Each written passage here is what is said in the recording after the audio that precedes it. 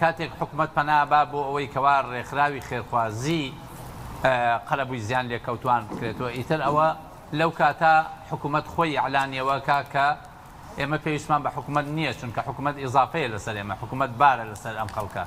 حکومت بارگرانیەکی دروست کردووە کەوا زەریبە و باج و ئەوانە کۆوە کاتەوە و ئەکرێ بە ژیانی شاهانە بۆ بەرپرسەکان بۆ بنەماڵەکان و خەڵکە فەقیر و هەژارەکەیشی باجەکەی ئەدا کە ئەوەی کە هەیەی لە دەستی داوە. بۆیە غیابی حکومت لەم قەزیا ئەوەمان پێ ئەڵێکەوە هەرێمی کوردستان ڕاستە بەناو حکوومەتێکی هەیە، بەڵام بێ حکوومەتە، بێ سەرپەرشتە، بێ ئیدارەیە، بێ مشورخۆرە. بۆیە نەبوونی ئەم دەسەڵاتەوە ئەم حکوومەتە زۆر باشتر لەبوونی، چونکە ئەگەر نەبێ چاوەڕێی ناکەین، بەڵام کە هەیە بێ دەبوتیان کرد بە ئێستا لەم حاڵەتەدا. یانی لە دنیا کاتێکەوە کارساتێک ڕووەدا ئەو حکوومەتە کۆبنەوەیەکی تەواری ئەکات، ئەو کۆبنەوە تەواریە پارەیەک تەرخانەکە بۆ زیان لێکەوتوان، ئەوەی کە باسەکرێ هەموو چین و توێژەکان زیانیان لێکەوتووە.